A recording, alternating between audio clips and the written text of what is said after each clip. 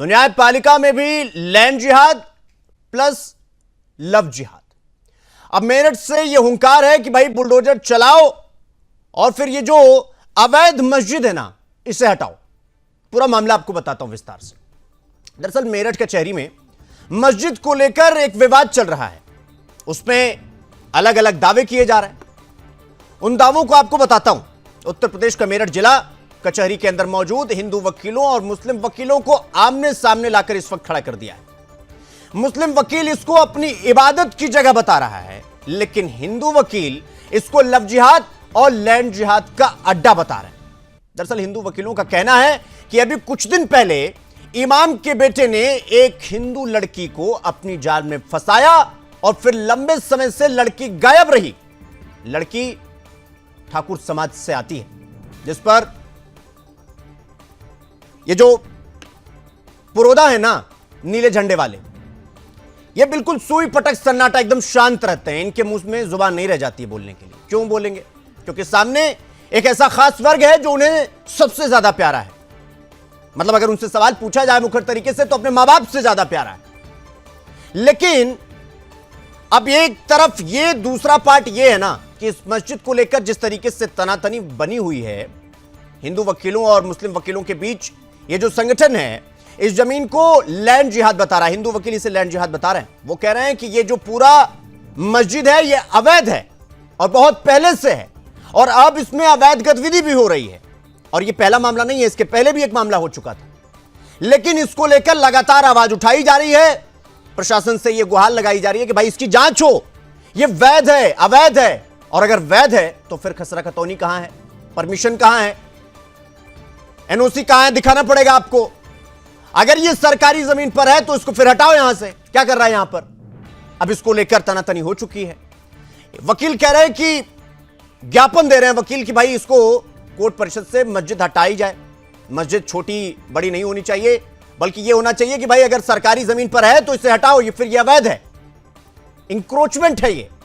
और मस्जिद के अंदर इसके पूरे तखाने में सारी चीज बनी हुई है। इसमें एक पक्ष यह भी है कि मस्जिद के ठीक बगल में एक पुलिस चौकी बनी हुई है, जहां पर हमारे सुरक्षा बल के जवान रहते हैं, और वहां पर वो टीन शेड में हमारे सुरक्षा बल के जवान रहते हैं, और इसके ठीक बगल में मस्जिद बनी हुई है। मतलब इबादत की जगह जिसे कहा जा रहा है, जिसे हम लैंड जिहाद कहेंगे। यहां मस्जिद एकदम बिल्कुल ऐसे बनी हुई है जैसे मानो किला हो कोई। मतलब जिले का अधिकारी समझते हैं ना आप, उनका आवाज देखें, बिल्कुल वैसा ही बना हुआ है। और अब ये जो मस्जिद का मामला है ना, इसे एक पॉजिटिव पर्सपेक्टिव के तौर पर दिखाने की कोशिश की जा रही है। मतलब ये कि भाई वहां पर तो बहुत पहले से है, बहुत पहले से है, तो फिर इसका क्या मतलब हो जाता है कि वैध हो जाता है? अगर मामला अवैध और वैध के बीच का है तो फिर मामला बड़ा होगा, क्योंकि हिंदू संगठन के वकील कह रहे हैं कि यहां पर अवैध गतिविधि होती रही। यहां पर लड़कियों का धर्म परिवर्तन करवाने की कोशिश की जा रही है, उनको अलग अलग रास्ते से उनको बाहर विदेश भेजने की तैयारी की जा रही है। तमाम तरीके के आरोप हैं जो हिंदू पक्ष के वकील हैं। और आज इसी मुद्दे पर हम चर्चा करेंगे कि भाई ऐसा क्यों होता है कि न सिर्फ मेरठ का यह मामला, बल्कि आपको लखनऊ का वो मामला याद है जहां पर मेरा लखनऊ का जो कोर्ट है उसके अंदर इसी तरीके का मामला था। मतलब इस देश में दो जगह ऐसे हैं जहां पर इस तरह के विवाद आपको देखने को मिलेंगे, एक मंदिर और एक फिर न्याय का मंदिर। यानी कि एक जो सनातनी है उनकी आस्था का सवाल, दूसरा जो न्यायपालिका है उसमें भी घुसे पड़े हुए हैं। ये दो जगह पर आप ज्यादातर देखेंगे। फिर इसके बाद चाहे संभल हो, प्रयागराज हो, मुरादाबाद हो, ऐसे तमाम जिले हैं जहां पर इस तरह के मामले लगातार सामने आते हैं। और सवाल यह उठता है क्या कि हर जगह मंदिर के पास से क्यों, न्यायपालिका के पास से क्यों? इसके पीछे क्या मोटो है, क्या कारण है? क्या विवाद करना ही है इसलिए असली जड़ है इसकी? असली समस्या यही है कि समस्या क्रिएट कर दिया जाए और उसके बाद उस पर चर्चा होने लगेगी। लेकिन आज तो चर्चा होगी इस पर, और कायदे से होगी। फिर चर्चा की शुरुआत करेंगे बिना देर किए। हमारे साथ हमारे सहयोगी, हमारे जो मेहमान है वो भी जुड़ेंगे, लेकिन उससे पहले इस पूरे मामले पर कुछ प्रतिक्रिया आई है, एक बार आपको वो सुनवाते हैं और उसके बाद चर्चा की शुरुआत करेंगे। ये सिविल लाइन थाना क्षेत्र के अंदर ठाकुर समाज की हिंदू लड़की को मेरठ कचहरी परिसर के अंदर स्थित मस्जिद पे इमाम का बेटा फैज बहला फुसलाकर अपने साथ ले गया था, जिसके बाद जो है उसमें एफआईआर दर्ज हुई। अब जो मेरठ के वकील हैं, उन वकीलों ने आज मेरठ के जिला अधिकारी को एक ज्ञापन सौंपा है।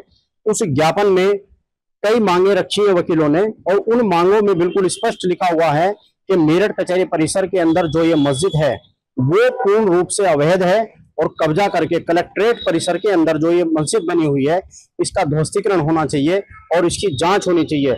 यहां तक के वकीलों ने यह भी बताया कि चंद सालों पहले भी यहाँ पर एक डेड बॉडी बरामद हुई थी, जिसकी आज तक कोई पुष्टि नहीं हो पाई है।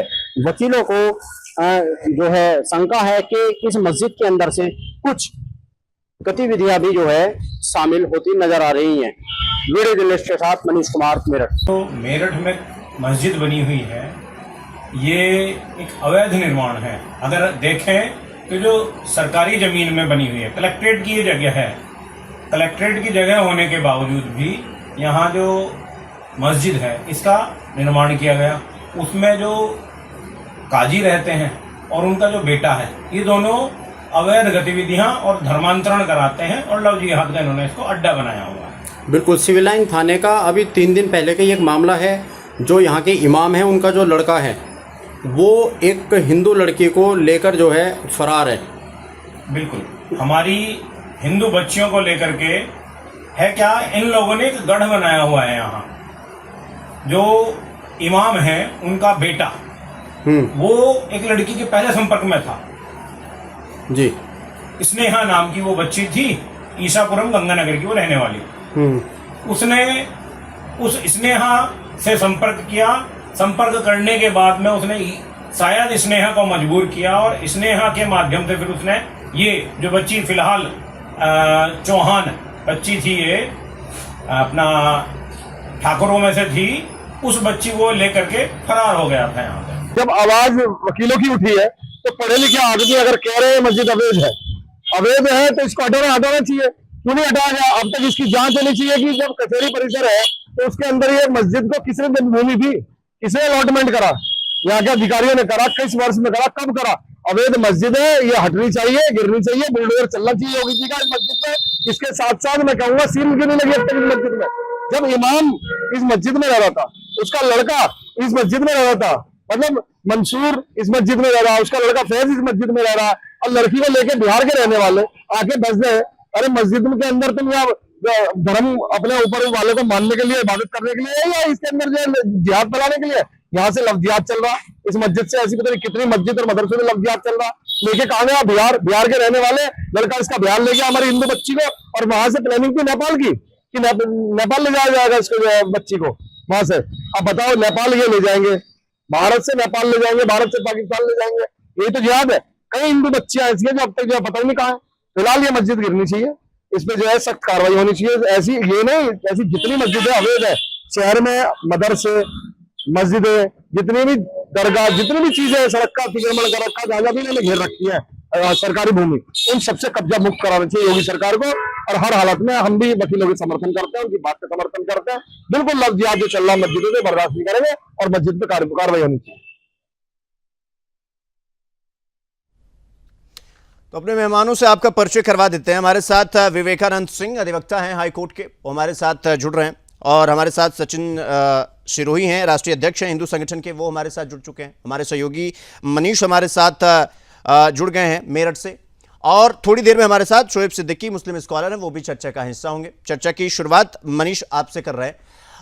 मनीष, एक तो ये क्या कुछ ये पूरा मामला है, कब का ये मामला है, कब शिकायत दी गई, क्या कुछ कार्रवाई हुई, क्या कुछ मांग है, थोड़ा विस्तार से समझाइए।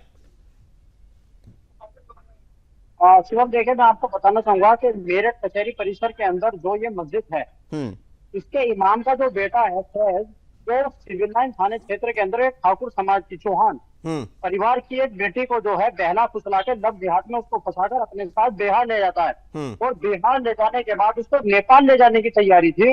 हालांकि पुलिस ने उनको गिरफ्तार कर लिया है। लेकिन अब अगर मेरठ के जब सुदर्शन न्यूज ने इस खबर को उठाया तो जो कचहरी परिसर के जो सनातनी जो वकील हैं वो अब जो है इस पर बढ़ चढ़ कर सामने आ गए, और उन्होंने मेरठ कलेक्ट्रेट के अंदर जो है मस्जिद जो है अवैध रूप से बनी हुई है, इसको लेकर एक ज्ञापन सौंपा है।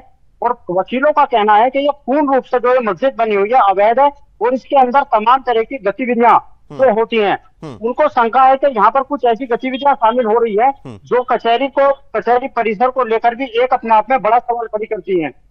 लेकिन फिलहाल उन्होंने जो है इसको अवैध रूप से घोषित करते हुए डीएम को एक ज्ञापन सौंपा है और उसको ध्वस्तीकरण की इसकी मांग की है। जबकि बड़ा सवाल ये है शिवम कि जो वकील हैं, विशाल राणा जो वकील हैं, अगर हम उनकी बात करें तो उन्होंने बिल्कुल स्पष्ट कहा कि पहले तो प्रशासन से और उन लोगों से या सरकार के लोगों से भी ये पूछा जाना जरूर चाहिए कि ये जो मस्जिद है, जो चौकी परिसर के बिल्कुल मतलब बराबर में आप एक चौकी देख रहे होंगे जो 3 साइड में, उसके बराबर में जो ये मस्जिद जो है जो लहरा रही है, ये किसके आदेश पर यहाँ बनी है? कलेक्ट्रेट परिसर की जो ये जगह है, जहां पर इसको किसने अनुमति दी? मनीष, एक तो ये मैं जानना चाहता हूं, जिस मस्जिद का जिक्र हम और आप कर रहे हैं ना, ये कब से है वहां पे? मतलब कितना समय हो चुका? क्योंकि इतना अगर हवाई मस्जिद बना है तो कोई रातों रात तो बना नहीं होगा, उसके लिए एक समय लगा होगा। और अगर ये कोर्ट परिसर में है तो फिर किसी की नजर ही नहीं गई आज तक, सब कुछ चलता रहा है, मतलब खुला खेल फर्रुखाबादी होता रहा, किसी को कोई फर्क ही नहीं पड़ा। बिल्कुल बिल्कुल तुम देखो, मैं बताना चाहूंगा कि जब हमने वकीलों से पूछने का प्रयास किया तो उन्होंने बताया कि 2007 के आसपास की अगर आप बात करें तो 2007 में ये बहुत जो इस मस्जिद का जो निर्माण था ये बहुत छोटा था। अब चंद सालों के बाद जो है इसने जो है कि विशाल रूप ले लिया है। लेकिन ये अपने आप में बड़ा सवाल है कि 2007 से पहले ही इस मस्जिद का निर्माण हुआ। क्या उस समय जो सरकार थी या जो प्रशासन था, क्या उन लोगों को उस समय ये नहीं दिखाई दे रहा था कि इस मस्जिद का यहाँ पर निर्माण हो रहा है? और आज ये इतने बड़े, आप देखेंगे बराबर में आप मस्जिद की तस्वीर, इसकी पुलिस चौकी की तस्वीर देखिए तो एक 3 साइड वहां पर खड़ा हुआ है। मतलब जो हमारे जवान हैं, मतलब जिनको सुरक्षा की जिम्मेदारी दी जाती है, वो 3 साइड में रहने के लिए मजबूर है, वहां पर सोने के लिए मजबूर है। और अगर बराबर में आप देखें तो उस मस्जिद को आप देखें कि किस तरीके से वो लहरा रही है। मतलब कि जो हिंदू संगठन है और जो वकील हैं, हिंदू संगठन के लोग भी अब इस बात की मांग कर रहे हैं कि जो चौकी है, मतलब हमारे जवानों को उधर शिफ्ट कर देना चाहिए। ठीक है मनीष, मैं आपके पास आऊंगा। विवेकानंद जी, मैं आपके पास आ रहा हूं। विवेकानंद जी, एक तो ये मामला है ना, मतलब अक्सर हमने देखा है कि न्यायपालिका के ठीक बगल में, जस्ट एकदम बगल में, मतलब वही मॉडस ऑपरेंडी जहां मंदिर के बगल में मस्जिद बनाने वाला जो दिमाग है ना, जो एक साजिश है, वो साफ तौर पर दिखाई दे रही है। सवाल ये कि ये मेरठ का मतलब न्यायालय परिसर है, उसके ठीक बगल में ये गगनचुंबी बना दिया गया है ये मस्जिद। अब एक तो मैं ये नहीं समझ पा रहा हूं कि अगर अवैध बताया जा रहा है तो फिर इसके खिलाफ कार्रवाई क्यों नहीं हुई अभी तक? और जब ये मामला आया तो उसके बाद भी ज्ञापन देना पड़ रहा है, उसके बाद भी चीजें ठीक करनी पड़ रही है। मुझे थोड़ा समझाइए कि ऐसा क्यों होता है बार बार कि अगर सब कुछ चल रहा है, नाक के नीचे सब कुछ चल रहा है, मतलब दिए तले अंधेरा हो रहा है, लेकिन किसी को कोई फर्क ही नहीं पड़ रहा है। विवेकानंद जी, मेरी आवाज आ रही है आपको? ठीक है विवेकानंद जी, मैं आपके पास आऊंगा। सचिन सिरोही जी, आप राष्ट्रीय अध्यक्ष हैं हिंदू संगठन के। मैं तो ये नहीं समझ पा रहा हूं कि अगर ये सब कुछ चल रहा है, रातों रात तो मस्जिद नहीं बनी।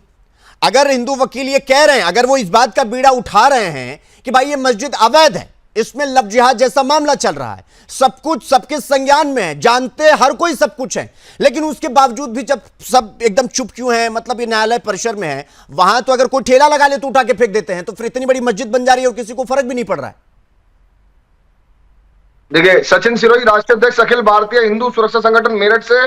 सबसे बड़ी बात कि पहले जब ये घटना हुई, सुबह 6 बजे की घटना है, लड़की को जिस तरीके से घर से भगा के लेके गया, वो माइंड वॉश लड़कियां कर रखा है, और उसने मेरठ कॉलेज में बच्ची पढ़ती थी। इसका जो घर और मस्जिद के अंदर ये फैज रहता था। मौलाना का लड़का मस्जिद के अंदर रहता था, उसका मौलाना भी यही रहता था। बिहार के रहने वाले ये लोग, और जो बिहार में जिस जगह पर ये लोग रहते हैं वो नेपाल बॉर्डर से 4 से 5 किलोमीटर की दूरी पर है। मतलब नेपाल ले जाने की तैयारी थी इस बच्ची को।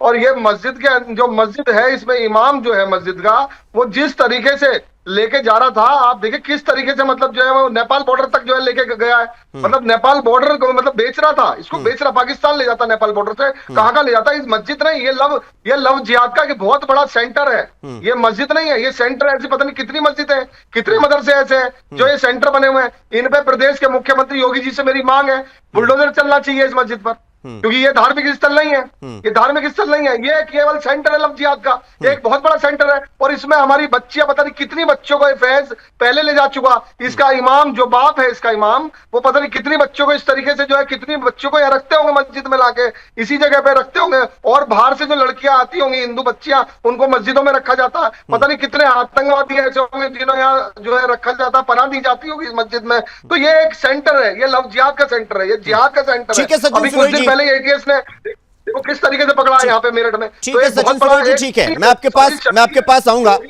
बुलडोजर चलना चाहिए हर हाल में, इस मस्जिद पर बुलडोजर चलना चाहिए, कचहरी वाली मस्जिद पर, क्योंकि हम बिल्कुल बर्दाश्त नहीं करेंगे। अपनी बच्चों को ऐसे हम नेपाल नहीं भेज जाने देंगे, हम पाकिस्तान नहीं जाने देंगे। ये बेचने का धंधा कर रहे हैं, ये धार्मिक स्थल है। नहीं तो सचिन सुरोई जी, एक तो ये न्यायालय परिसर में ये मस्जिद बनी हुई है, 2 मंजिला बनी हुई है, मतलब बगल में प्रशासन का पूरा थाना एक तरीके से कह लीजिए, वो ऐसा लग रहा है कि मानो उसके आगे कुछ भी नहीं है। अगर तो यहां पर पहले से इस तरह का चीज हो रहा था, यानी लव जिहाद किया जा रहा था, लैंड जिहाद तो पहले भी किया जा चुका है। सवाल ये कि आप लोग के संज्ञान में आप जाके ये मामला आया, या आप लगातार मांग उठाते रहे, इसकी कोई सुनवाई नहीं हो रही है? इसके पीछे मैं कारण जानना चाहता हूं कि क्या वजह है कि अब ये मामला संज्ञान में आया, क्योंकि घटनाएं तो पहले भी आप सब बता रहे हैं कि हो चुकी है वहां पे। कई मामले आ चुके हैं, कई मामले। दिल्ली की जामा मस्जिद में जो है इन लोगों ने कई बार कलमा पढ़वाया, कई बार धर्मांतरण करवाया लड़कियों का, दिल्ली में करवाया, देवबंद में कराया, पता नहीं कहां कहां कितनी बार आया। और ये मामला जिस दिन आया उस दिन से सुबह से एफआईआर हुई। एफआईआर के बाद मैंने इसमें आवाज उठाई जब मस्जिद के इमाम का जिक्र आया कि वो मस्जिद के इमाम का बेटा है। तो देखिए बिहार, यहाँ से 22 घंटे पुलिस को जाने में लगे और फिर 22 घंटे आने में लगे। आप बताइए क्या यही काम रह गया? हमारी बच्चों को ले जाएंगे, माइंड वॉश करेंगे, बहलाएंगे फुसलाएंगे। और इंस्टाग्राम आईडी, एक हिंदू इंस्टाग्राम आईडी से इसने जो है लड़की को जो है अपने जाल में फंसाया, वो हिंदू नाम पे थी। उसके बाद अपनी आईडी फिर बाद में बताते हैं, पहले नाम छुपाते हैं, अपनी जो है धर्म छुपाते हैं, अपनी पहचान छुपाते हैं, उसके बाद जाल में फंसाने के बाद हिंदू बच्चों को उनको जो है लव जिहाद में शिकार बनाकर धर्मांतरण कराते हैं। एक बहुत बड़ी साजिश है, रैकेट है एक बहुत बड़ा, और ये चल रहा है, लगातार चल रहा है। योगी जी ने कानून बनाया, प्रदेश में कानून बना नवंबर 2020 में लव जिहाद धर्मांतरण का। तो इन्होंने अंतरराज्य, मतलब यहाँ से दिल्ली जाते किसी और राज्य में जाए, कानून नहीं है, वहां ही शादी करते हैं, क्योंकि पता है यहाँ तो 60 दिन का प्रोसीजर है। डीएम को जो है अनुमति के लिए देना पड़ेगा, 60 दिन का प्रोसीजर है, उसमें सारे घर वालों को, परिवार को पता लग जाएगा। तो ये एक षड्यंत्र चल रहा है। और ये मस्जिद मदरसों से, जितने मदरसे और मस्जिदें ऐसे संलिप्त पकड़े जाते हैं जिसमें हिंदू बच्चों को लव जिहाद धर्मांतरण में फंसा के शिकार बनाया जा रहा, बेचा जा रहा अन्य राज्यों में, अन्य देशों में। तो ये खाड़ी देशों में, पाकिस्तान, बांग्लादेश, नेपाल, क्या मतलब ये भी नेपाल लेके जा रहा था, क्या कर, नेपाल क्यों जा रहा था? ठीक है, भारत से नेपाल जा रहा था, नेपाल के रास्ते पाकिस्तान जाता। ठीक है सचिन, ठीक है, हम बर्दाश्त सचिन सुरोई जी, ठीक है, मैं आपके पास आऊंगा। ऐसी मस्जिदों पे सील लगे, बुलडोजर चले, ऐसे मदरसों पे बुलडोजर चले, योगी जी से मांग है हमारी। ठीक है, ठीक है, ठीक है सचिन सुरोई जी, मैं आपके पास आऊंगा। मनीष, मतलब मुझे तो ये नहीं समझ में आ रहा है कि ये तो यूपी है, यहां तो रातों रात सफाया हो जाता है, रातों रात इलीगल इंक्रोचमेंट है। अगर लैंड जिहाद या लव जिहाद जैसी चीजें यहां पर सामने आई तो रात क्या घंटे 2 घंटे में इलाज हो जाता है। फिर ये इतनी बड़ी मस्जिद न्यायालय परिसर में जो कि अवैध बताई जा रही है, इतने सालों से 2-2 मंजिला बनाकर रखा गया है, जहां मस्जिद के इमाम का बेटा इस तरह के लव जिहाद की घटनाओं को अंजाम दे रहा है और एक के बाद एक दे रहा है, और उसके बाद वो लड़कियों को नेपाल और सीरिया और पता नहीं कहां कहां ले जाने का प्लान बना रहा है। ये सब कुछ नाक के नीचे हो रहा है, प्रशासन के नाक के नीचे हो रहा है, और किसी को कानो कान खबर तक नहीं हो रही है। चूंकि आप सब बता रहे हैं, अभी आप ही बता रहे थे कि पहले भी ऐसा मामला आ चुका है, तो फिर तो इसका मतलब ये तो मनमानी है, उसको पता है कि कोई हमारा कुछ नहीं कर पाएगा। क्या इस मंशा से वो इस तरह की घटनाओं को अंजाम दे रहा है, इस तरह के कामों को अंजाम दे रहा है, लव जिहाद और लैंड जिहाद को बढ़ावा दे रहा है? शिवम देखिए, जो यहाँ का जो इमाम है वो रहने वाले बिहार के हैं, लेकिन जो एडवोकेट हैं, जब उन्होंने सुदर्शन न्यूज से बात की तो उन्होंने बताया कि पहले भी वो कई लड़कियों को अपने प्रेम जाल में लव जिहाद में फंसा चुका है, और उसके बाद अब इस बच्ची को जो है बिहार से नेपाल ले जाने की साजिश थी। लेकिन सुदर्शन न्यूज की खबर के बाद जो वकील हैं, जो सनातनी वकीलों की जो लॉबी है, वो अब कहीं ना कहीं सामने निकल कर आई है, और उन्होंने जो है कलेक्ट्रेट मतलब के डीएम को जो है एक ज्ञापन देते हुए उसमें इस मस्जिद को कर दी है। लेकिन बड़ा सवाल ये है, वकील ये कह रहे हैं, क्योंकि 2007 से पहले की अगर हम बात करें तो 2007 से पहले इस मस्जिद को जो है वहां बनाया गया था। लेकिन ये आपका बड़ा सवाल है कि वकील जो है एक मांग नहीं कर रहा था, और जो है कुछ जो सनातनी वकील है वो सामने निकल आ रही है। लेकिन फिलहाल अभी तक जो डीएम की बात करें तो डीएम से हमने बात करने का प्रयास किया, लेकिन अभी तक उनकी तरफ से कोई जो है बयान सामने नहीं आया है। पूरा जो वकील है वो कह रहे हैं कि मुख्यमंत्री योगी आदित्यनाथ से इसकी मांग हो कि इस मस्जिद की जांच करी जाए और इस इमाम जो इसके अंदर इमाम रहता है तो बिहार का रहने वाला है, उसकी जांच होनी चाहिए, क्योंकि वकीलों ने बताया है कि पहले भी यहाँ पर डेड बॉडी बरामद मनीष और जिसमें होता है मनीष ये मस्जिद ये मस्जिद परिसर में, न्यायालय परिसर में कब से, थोड़ा विस्तार से बताइए, थोड़ा फिर से बताइए।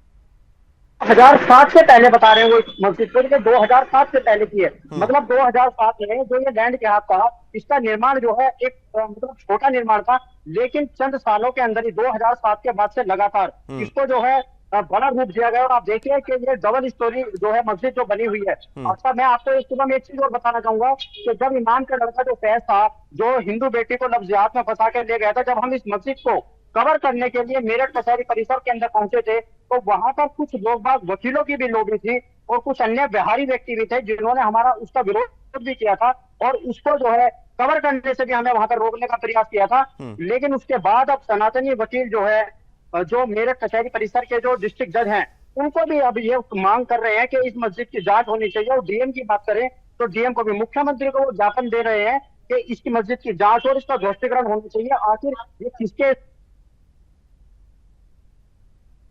ये मस्जिद कैसे बनी? ठीक है मनीष, मैं आपके पास आऊंगा। सचिन सिरोही जी, एक तो चलिए ये मेरठ का मामला है, अब ये तो समझ में आ गया कि भाई यहां पर लैंड जिहाद और लव जिहाद 2007 से चल रहा है। अब इस बात में कोई दो राय नहीं है कि ये पहला दूसरा नहीं, इसके पहले भी कई इस तरह की घटनाओं को या इस तरह के मंसूबों को अंजाम दिया गया होगा। सवाल मेरा यह है कि यह सिर्फ मेरठ का इकलौता नहीं है। अभी लखनऊ में, आपको याद होगा, लखनऊ न्यायालय परिसर में जिस तरह से मस्जिद का मामला सामने आया था, प्रशासन के पसीने छूट गए थे वहां से उनको हटाने में। फिर उसके बाद संभल हो, मुरादाबाद हो, प्रयागराज हो और उसके बाद तमाम ऐसे जिले हैं जहां पर इस तरह की चीजें साफ तौर पर दिखाई देती हैं। एक सीरियल नंबर में दिखाई देता है, एक मॉडस ऑपरेंडाई दिखाई देता है साफ तौर पर कि भाई ऐसे ऐसे करना है इस तरीके।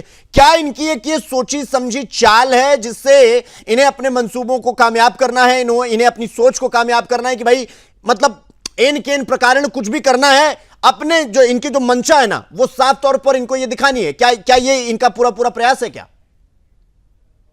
प्रयास नहीं है, पूरे देश में चल रहा है, पूरे देश में चल रहा है। ये तो केंद्र में और जो है राज्य में जिस तरीके से भारतीय जनता पार्टी की सरकार है, मोदी जी प्रधानमंत्री बने हुए हैं और यहाँ प्रदेश के मुख्यमंत्री जो है योगी जी हैं, तो इसलिए कुछ चीजें यहाँ यूपी में तो इतना बढ़िया चला रहे हैं। उसके बाद भी आप देखिए लगातार मामले आ रहे हैं, लगातार मामले आ रहे हैं, पर डे, लगातार पर डे। कल भी यहाँ मेरठ में एक माल रोड पर एक शादीशुदा महिला जो बच्ची है, मतलब एक तरीके से ज्यादा अभी न्यूली मैरिड है, उसको जो है जाल में हिंदू नाम से फंसा रखा था, ऑन रोड पीटा है। मेरठ में माल रोड पर ऑन रोड मारा है मुस्लिम ने शादीशुदा महिला को, उसको जबरदस्ती लेके जा रहा था। बताइए आप। ठीक है, रोज हम देखते हैं सचिन सिरोही जी। ठीक है, हमारे साथ शोएब साहब जुड़ गए हैं। सचिन जी ठीक है, मैं आपके पास आऊंगा। शोएब सिद्दीकी, ये जो मेरठ में ये मामला आया, एक तो आप देर से जुड़े हैं, ये जो मेरठ में ये मामला आया, मतलब कहा तो ये जा रहा है कि भाई मस्जिद अवैध है, 2007 से बनी हुई है, साथ में सरकार किसकी थी आप लोगों को भी पता है यूपी में। और उसके बाद ये कहा जा रहा है कि भाई बना लिया गया, अब उसमें ये कहा जा रहा है कि लैंड जिहाद तो था ही, अब लव जिहाद भी चल रहा है और ये सब पहला मामला नहीं है। क्या कहेंगे, आपको लग रहा है कि मामला गड़बड़ है या आपको भी लग रहा है कि नहीं सब कुछ ठीक ठाक है, जानबूझ के एजेंडा बनाया जा रहा है?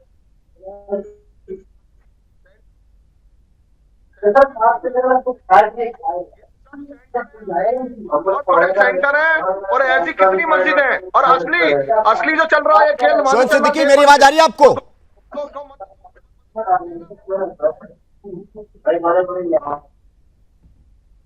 शोएब सिद्दीकी, मेरी आवाज आ रही है आपको? याद मेरी आवाज आ रही है? हाँ बोलिए। मेरी आवाज आ रही है आपको? बोलिए। आ रही है मेरी आ रही है। हाँ बोलिए। जी देखिए, यहाँ पे शुभम भाई सर, यहाँ मामला ऐसा है कि उस मस्जिद में जो इमाम या उनके लड़के ने कोई बात करी है तो आप मस्जिद को टारगेट पे ले रहे हैं। आप बताइएगा मस्जिद के इमाम ने कोई खता की है या मंदिर के किसी पुजारी ने कोई खता की है या चर्च के कोई पादरी ने खता की है, तो वह लोगों को टारगेट ले लेंगे, मस्जिदों को या मंदिर को, चर्च को ले लेंगे। ये सरासर गलत है। मस्जिद को एक दिन की चीज नहीं है कि एक दिन में बन गई है। आप लड़के को उनके भाव को तलाशिए, धार्मिक स्थल पे ऐसे काम करेंगे आप? सुनिए ऐसा करवाएंगे? आप सुन लिए, अब आप सुन लीजिए। आप देखिए मस्जिद को ढह दीजिए, छोटा ऐसे नहीं है, जो धार्मिक स्थल है, जहाँ पूजा पाठ का स्थान है तुम्हारा, वहां पर ऐसे कर रहे हैं।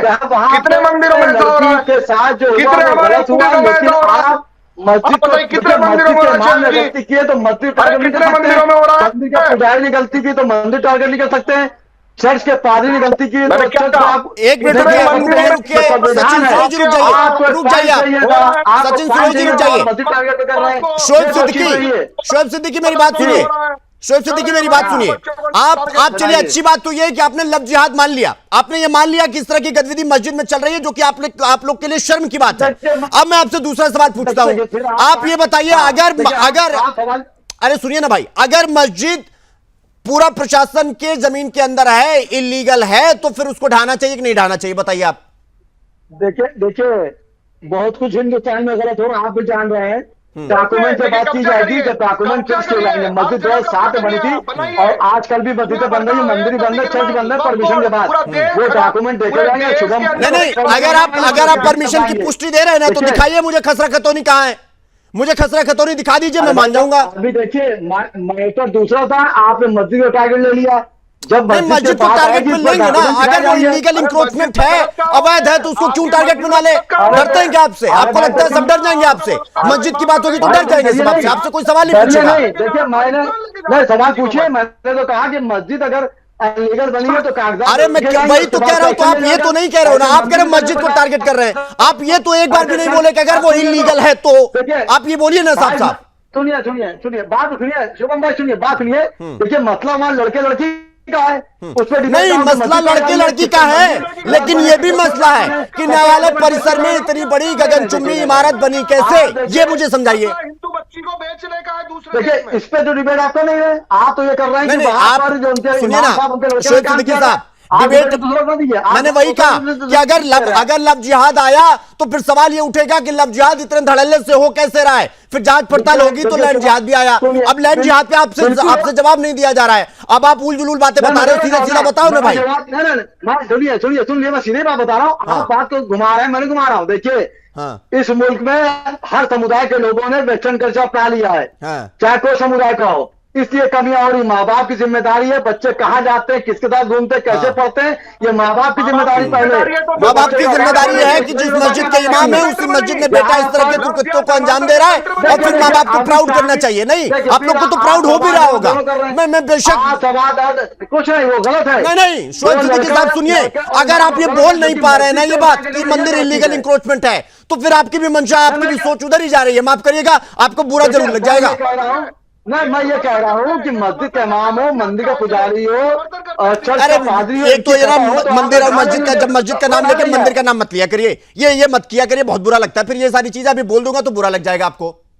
नहीं बुरा लगे। चलिए ठीक है, समय का थोड़ा अभाव है। शोएब सिद्दीकी साहब आप देरी से जुड़े, आपसे बातचीत कम हो पाई, लेकिन फिलहाल आप सबका बहुत बहुत धन्यवाद। शोएब सिद्दीकी आपका भी, सचिन सिरोही जी और मनीष आपका भी बहुत बहुत धन्यवाद हमसे जुड़ने के लिए और हमसे चर्चा करने के लिए। लेकिन उत्तर प्रदेश में जिस तरीके से मेरठ हो, प्रयागराज हो, संभल हो, मुरादाबाद हो, ऐसे तमाम जगह हो, लेकिन उत्तर प्रदेश में एक भय का माहौल इस वजह से भी होना चाहिए कि अगर कोई लैंड जिहाद या लव जिहाद जैसी घटनाओं को अंजाम देने की कोशिश करे तो फिर उसकी जगह जन्नत नहीं जहन्नुम होनी चाहिए, और वो होनी ही चाहिए। क्योंकि आपको बता दें कि हमारे सनातन में महाकवि, समाज सुधारक तुलसीदास जी ने कहा था कि विनय न मान जलद जड़ गए 3 दिन बीत, और बोले राम सकोप तब भय बिन होन प्रीत। जब तक भय नहीं होगा तब तक प्रीत नहीं होगा। फिलहाल मुझे दीजिए इजाजत और आप सब देखते रहिए सुदर्शन न्यूज। जय हिंद।